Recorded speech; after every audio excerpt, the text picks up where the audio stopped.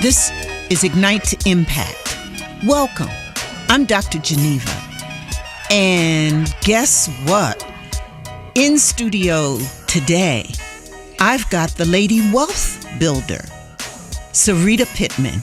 You will want to hear her as she brings her powerful, real, empowering, confident message about how to problem solve, how to set goals, how to create an experience for your customers, and how to make it all happen wonderfully.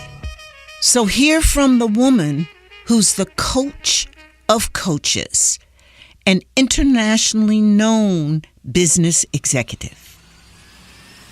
Ignite to Impact. Welcome to the Ignite to Impact podcast, bringing you people who transform careers, entrepreneurial paths, and communities. We call them leaders, people who are influencers, who create life-changing opportunities in business and in life for others and for themselves, people who inspire and teach us by example. I'm Dr. Geneva, your host, and thank you for being here with me once again in the voiceover production studios of Michigan's legendary Gerald McBride. Ignite to Impact is all about being influential and using your influence to make positive differences in your career, community, and in yourself. Our guests come from all walks of life, but with one thing in common. They've learned how to unleash their influence for impact in whatever they're doing. These leaders make things better than they found them for people now and for generations to come.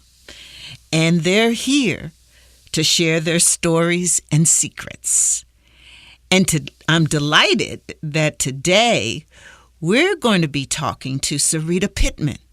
She's known as the Lady Wealth Builder. Now, I know you're excited. I know you're excited to talk to her. She's a board-certified professional coach, an international business executive. She's also a leadership and executive trainer, as well as a holistic healthcare practitioner. And she does a lot of motivational keynote speaking.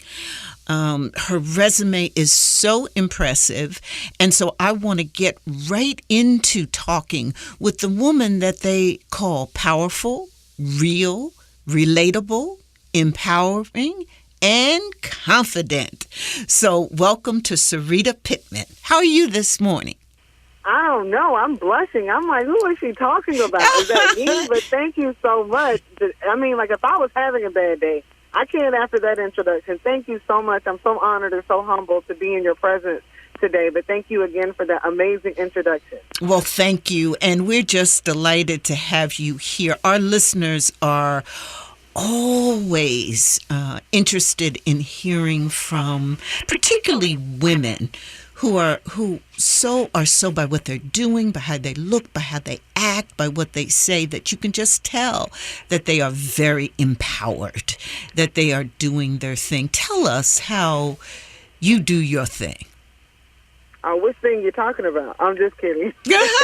So tell us about all of them. Well, one thing I do think of initially when I think about myself is servant. I'm a servant leader. I'm not caught up on titles and different things like that. I'm more focused on impact and being effective. So the way that I live my life is about giving back, that I left things better off than the way I found them, and just making sure that I don't forget about the people in the process. I oftentimes teach my students, my clients, the corporate arenas that I get into, especially when we're talking about profit, that we need to understand that people should come before the profit, and that will increase your profitability. So I'm just really passionate about people, making sure that we understand that a person is the world's number one natural resource, and just making sure that whatever I do, that I leave people better off than when I found them. Pretty much, that's how I do my it. Oh, that is beautiful. And so, Sarita, how'd you get to feel this way? Do your do your leadership this way? What inspires you? I grew up in a household that was just our principles. That was the culture of of my upbringing. That it's not all about you. That you shouldn't be selfish. If God blessed you, He calls you to be a blessing to someone else. Sow it forward, because no one got here by themselves. And oftentimes we hear the term self-made. I just disagree with that. We weren't brought up that way. It was like, if you're here, somebody along the way helped you, and make sure that whenever you get to your desired level, no matter what it is, that you don't forget how you got here and where you came from.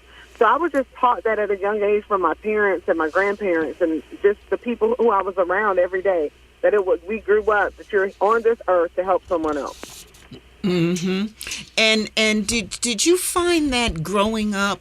Did you find that, how'd you feel about that expectation that you were put here and that you should, do what you could to help others? That was not, that's how good it was and how important it was that I'm tongue-tied. We didn't have an option. It took me back to being a little kid just then. I felt like my dad was talking to me. I'm serious. There was no option. It was just do it, and that's what's right. Do what's right even when no one's looking. Help someone even if you don't get an applause. You don't get your name up in lights. Do it. Don't be a platform seeker. Be a person that's seeking your purpose and your impact and being effective. It was never an option for us to do something just because someone was looking. We were just taught, that was instilled inside of me. So there wasn't an option to even have an opinion at that point growing up. You just know this is what it was. If you want to stay here, if you want to live here, if you want to eat here, this is how we roll in this house. Do you find that, I so much, I laugh because I can, visions of my childhood were popping in my head as you were talking, because we definitely are related somehow, some way, because it was the same in my household. And in fact, growing up, there was it seemed that way in everybody's household, that there was this community consensus about what was important. And one of the things that was important was giving back, doing the best that you could do for yourself, and also part of that doing good for yourself was what you did for others. Do you find that that still happens in households and in communities today? I think it happens. I just think it's not the showstopper. Doing the right thing is not marketable. Being outside of a drama isn't marketable. Just having a regular, ordinary life, just winning on a personal level and working to do your best and have outstanding character and integrity, those things are necessary, but they aren't the most marketable. I could walk around and help someone every day, but will that be a headline? So in this culture that we're in, we're looking for headlines. We're looking for next taglines. We're looking for the next trend. But those things fade. It's the things that we grew up learning, those principles and theologies that help us maintain our level of success. I don't know how long you've been in entrepreneurship, but I've been in there for two decades. And those principles keep us relevant now in the marketplace. It's when you think that everything belongs to you and you have this sense of entitlement that I sense in the marketplace now, that the first obstacle that you come against, you stop. So, like I said, these things are still popular. They just aren't marketable. They aren't flashy. They don't come with glitter and gold. So oftentimes they get pushed to the back, but they take place every day.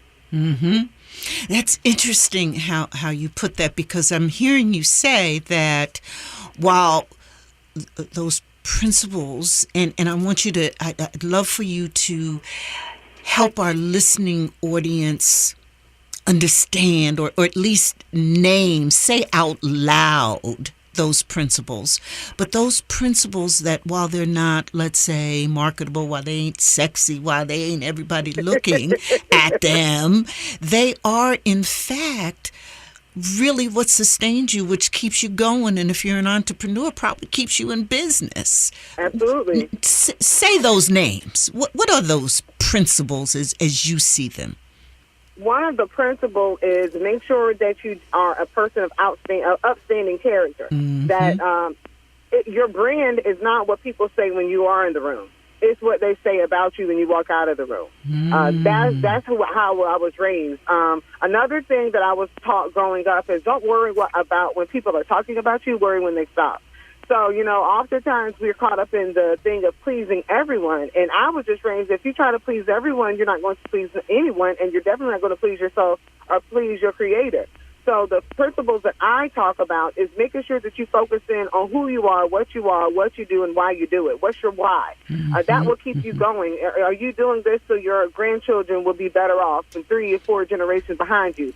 Are you doing this to become debt-free? Are you doing this to impact your community so you can teach people about economic development and those different things? So whatever you're going to do, figure out why. Are you doing it for applause? Because what happens when the applause stops?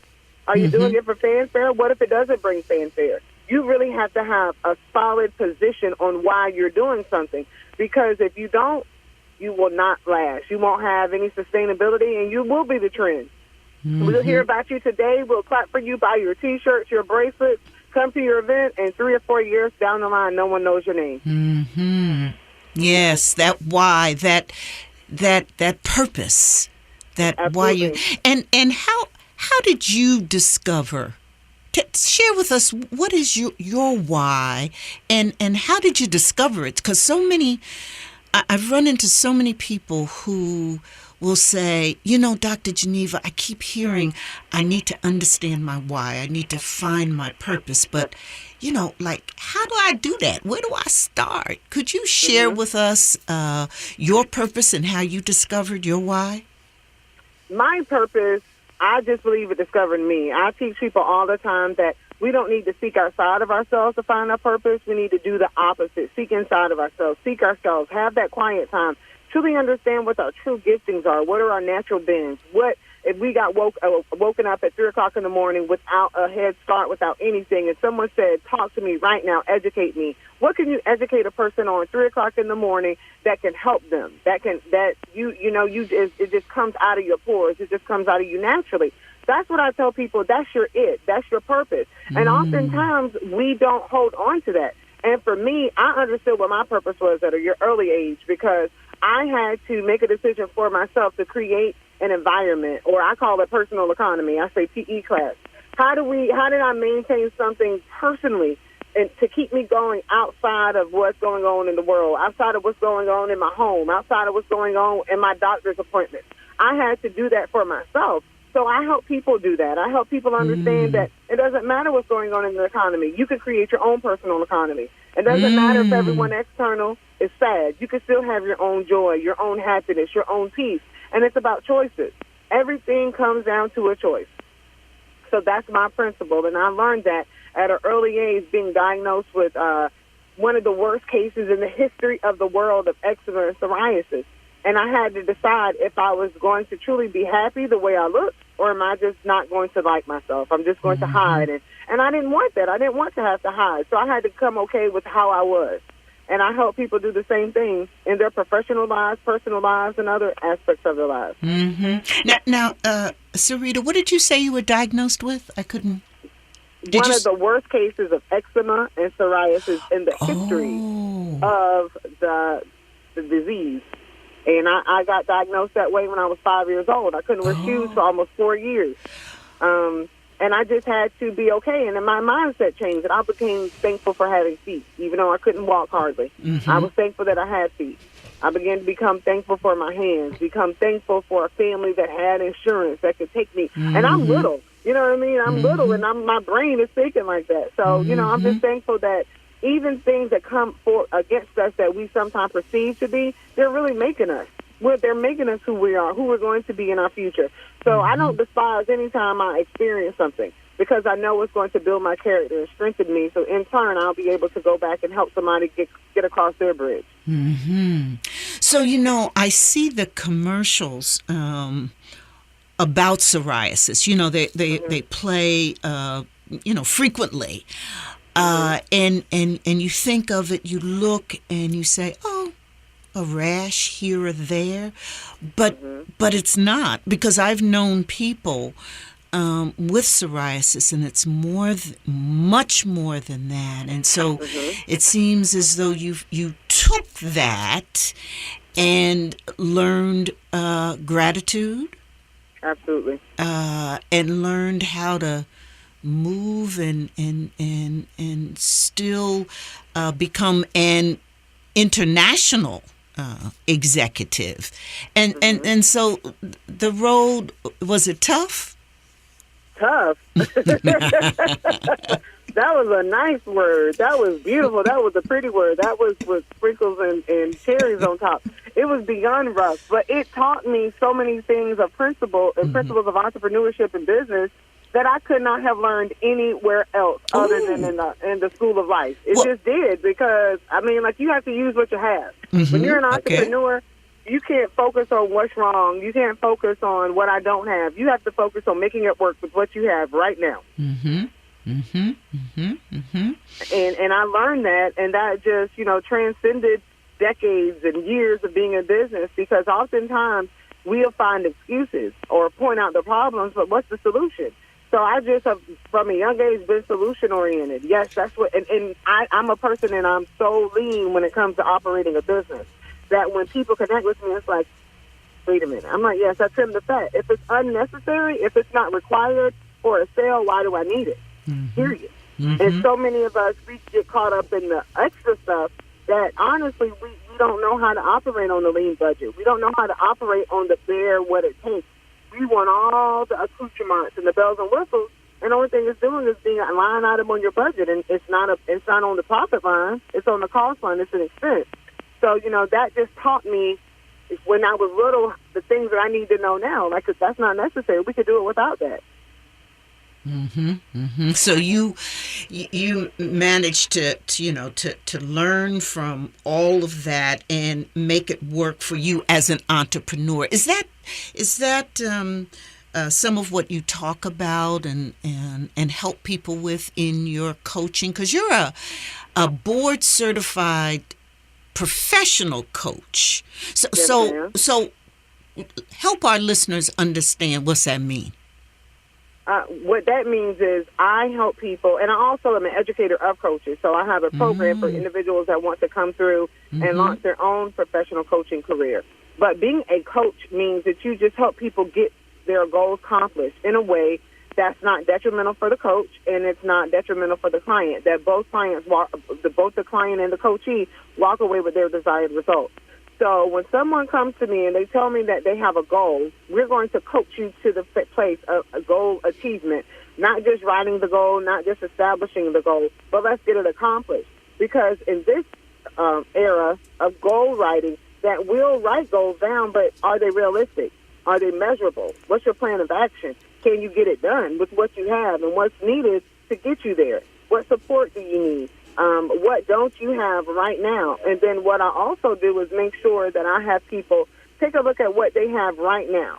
And I help people set themselves up for wins so they don't ever get burned down and feel like they're constantly coming against failure. Because when you feel that way, you'll stop. But when you're constantly winning and setting up small wins for yourself and saying, yes, I'm winning, it keeps the momentum going. And then that way you can go to the harder goal. So that's what I do as a coach.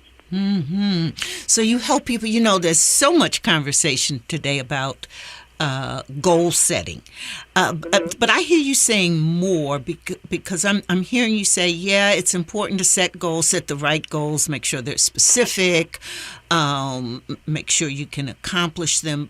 I also hear you saying you need to have an action plan, some realistic moves so that your goals come to life.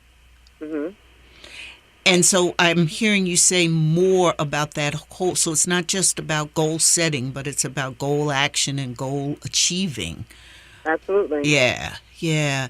And so what do your clients say about you? Well, at least they tell me they love me. I get great reviews. Good. I'm hard. I know at some point, anyone that is my client, at some point they're not going to like me, but in the end they'll love me because I'm a realist. Because I ask the question, is that the truth or is that a lie? Are you lying to yourself? And then oftentimes I ask the hard question, which lie are you going to choose not to believe anymore? Okay. And that's what makes people say, whoa, wait, okay. Because we lie to ourselves all the time. Why do we do that?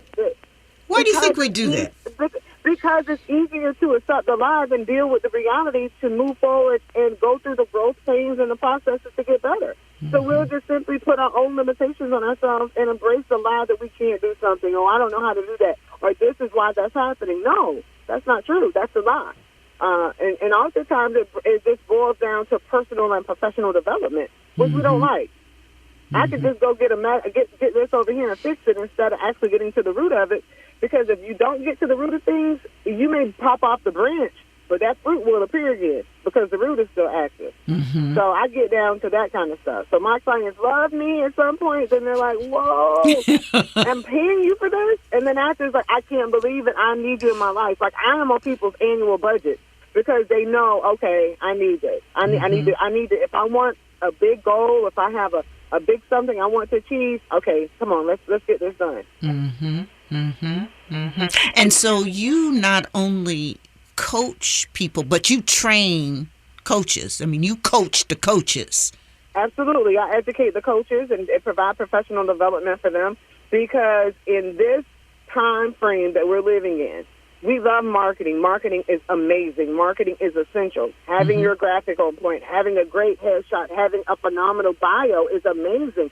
But we're talking about people's lives, their businesses, their livelihoods, their health, and their wealth. And they come to us based on what they've heard, what they've seen, and we are totally in disconnect from what we market. So I want people to walk away with understanding that your marketing should match your experience. And it's about an energetic exchange when you're a coach. That the equation of coaching, that when people look at you, should say me plus you equals better. But what's happening is me plus the person that's being marketed equals better. Then I get the person that's being marketed and I'm not better. So let's just make sure that we are able to coach our clients in a way that they have sustained change, that they're having life-altering experiences for the better and not just having a glorified conversation. That should never be what a coaching session is. It should truly be a coaching session.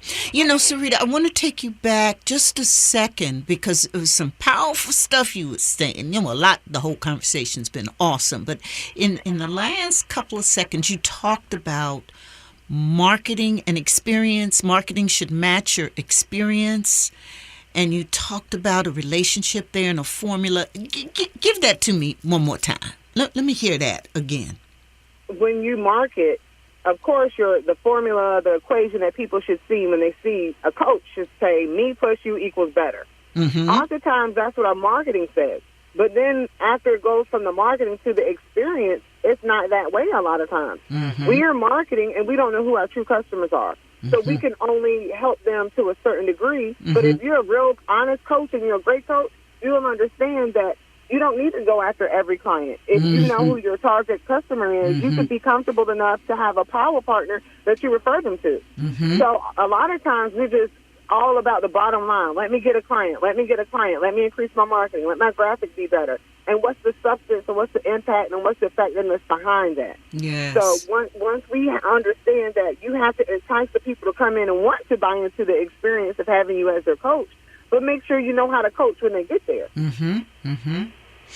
Yeah, you're talking about, what I'm hearing is this excruciatingly high level of integrity, character, and excellence in the work that we do with people. And I think that's what I'm hearing you push, but I'm also hearing that there's got to be realness there and an ability to relate and with your ideal customer client as well. Absolutely. So is as we've been talking, is this why they call you the Lady Wealth Builder? I would say so. If I had to ask myself, I would say I concur. But yes, ma'am. So how'd you get that name? Well, growing up, I saw my grandmother, which was my superhero. She's no longer with us, but she was my personal superhero. And she became wealthy at a young age, a young single black female. She was biracial, but I would say self-made millionaire, if you will, because, she just used her skills, but not the kind of bad self-made millionaire that I don't want to put any negative connotation to that. But I saw her acquire massive amount of wealth, but she didn't know how to keep it. She knew how to get it. Okay. And me going along my career path and my success path of entrepreneurship, I could honestly see why she didn't. She didn't have a team. She had her skill. She had her wherewithal. She had a mind of winning, never quitting. And that she had an amazing gift of communication, which I honestly believe I get from her. My dad is a great communicator as well, but that was her gifting.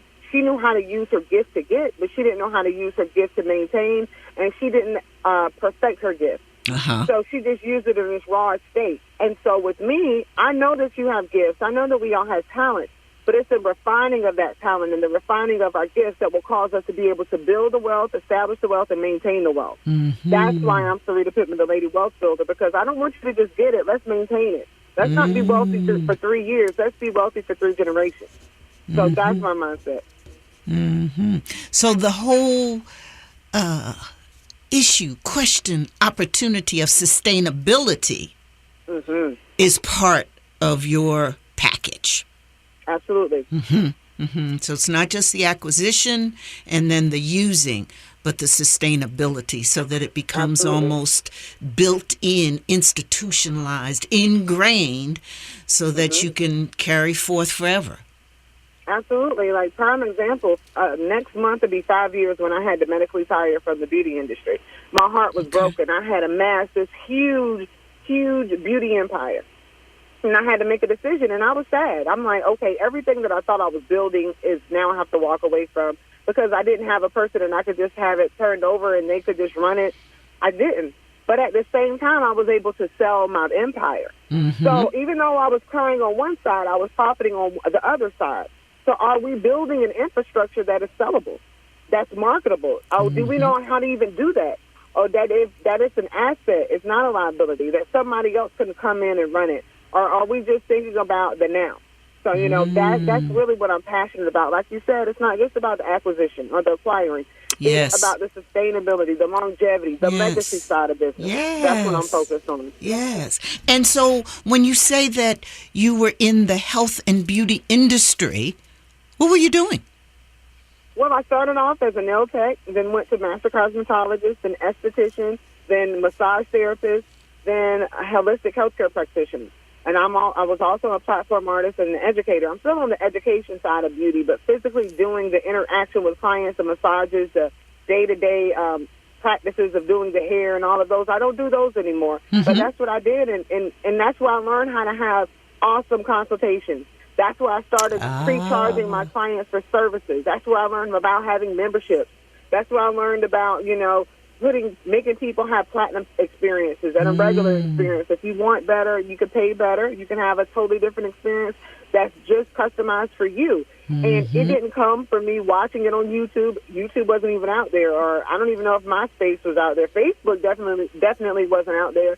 But it's just something that I learned. It's about creating an experience for your client, making every client feel like they're your only client, even though you have 1 million of them. Make their experience feel like you know their name, you care about them, and they will care about you. And it doesn't matter, because I had clients started off with me in cosmetology school paying me $12 for the service, and by the time I was retired, they were paying me $500 for that same service. And they followed me through the years. So just making sure that you are passionate about servicing your clients and not just passionate about getting clients. There's a difference. Yes, that's service. So it's not just the sales, it's the service. Absolutely. And it's funny. So often you can, you buy a product, or you run into a great salesperson and they sell that product, and you definitely walk away with, you buy it, and then it don't work, or it doesn't give you what it is you wanted, and you find yourself. And guess what? It don't work. That's right. It don't work. So it's the service part, and I agree with you, Sarita. I just think that, particularly these days, because people have so many choices. They can go anywhere, do anything, and get service from anybody. That how you treat your customer and that experience is so important, so important. So tell me, so you've got a lot going on, from, in the health and beauty industry and selling your empire and then moving into coaching and then a coach of other coaches and motivational speaking. You're all over, you're doing it. How do you keep your balance? How do you maintain a balance? The main thing. Main thing. I am Sarita Pittman, number one. God comes first, then Sarita, then my family and household, then my client. If anything causes me to pull away from God, pull away from my Sarita, being Sarita, or pulling away from my family, I don't do it.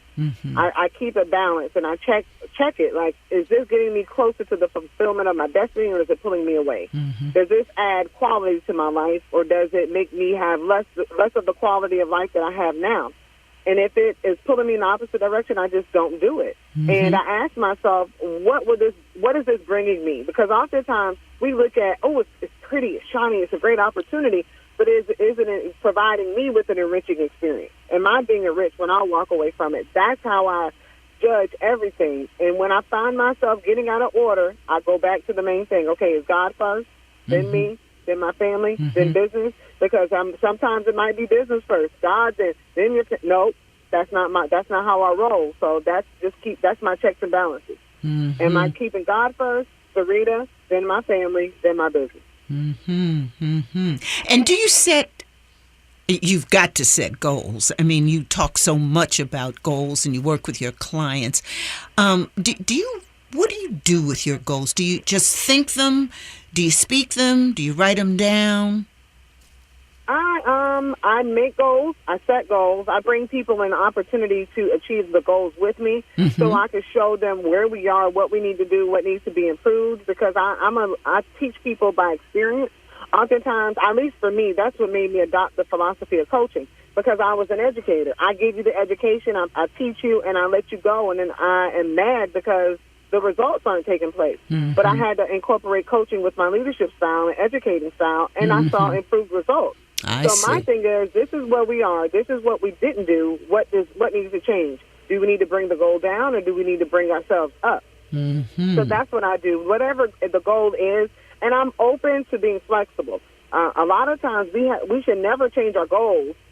We should be flexible during the process, maybe push the goal back or change the way we're doing it, our strategy. But our goal should be the goal, unless it is a goal that needs to be changed. So you just need to be flexible. So as I set goals, I remain flexible, and I ultimately say to God, this is my goal, this is my plan, but I'm placing it in your hands, however you see fit, because I don't want anything that's out of God's perfect will for my life. I want him to give me what he designed me to have before I even knew my name. So I present my goals, my plans to him, and he'll cause them to prosper. I don't toil and get varicose veins and lose hair and all of that stuff trying to make it happen. I simply do my best and let God do the rest. Period. Yes. We're winding down, but I so much enjoy this conversation, and I'm hoping that we can talk again. I would love to. Yes. You have so much going on, and I just admire all the things that you're doing, and I'm sure our listeners have been very intrigued and enthralled by hearing you and your experience. And so I wanted to ask if you could go back and give your younger self a great piece of advice. What would you tell yourself? Be okay with the no without explanation. When I learned to embrace no, and being married to my husband helped me do that. Shout out to him. But learning how to embrace no, because a yes can kill you. And I was in a place in my life, being young, where trying to please everyone, do something for everyone, that the very thing that I needed to do for myself, I was not doing it. So my younger self, if I could look my younger self in the eye and say, you know what, that's not good for you, and it's okay that you don't know what the better for you is, but you do know that this isn't good for you. So walk away from that and make room for the thing that you don't know is better. However it's going to come, make room for the better. So get this bad thing away You may not know what's next, but you know this is bad. Get this out of the way so you can make room for the better. That's what I would tell myself. What a great piece of advice. Sarita Pittman, the lady wealth builder. I understand. Thank you so much. Thank you so much. I Dr. get it. Geneva. I have loved it. Well, thank you. But I understand why you've been tagged with that name, because you're so empowering, and I loved your conversations about choices and goals and building up yourself and creating that wealth that not only you get or acquire, but really that you sustain for yourself and for others, because it is about legacy. I have just enjoyed this conversation. I want you to come back and let's have some more. If our listeners wanted to get in touch with you, how would they do that? They can email me at hello@getcoachedup, that's GetCoachedup.com.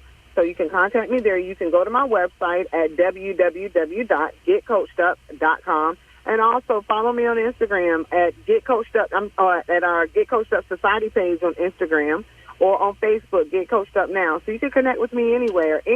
However, you can also connect with me on LinkedIn, and just my regular name, Sarita Pittman. But again, thank you so much, Dr. Geneva. I have absolutely loved this. I felt like I was talking to my auntie that was wise and beautiful and just had it going on. I just loved it. Well, love you, right back at you, and I know our listeners will want you back again, so we'll do that. Thank you so much, Sarita Pittman. Thank you. Have a good day. You too. Bye-bye. Bye. Ignite to impact.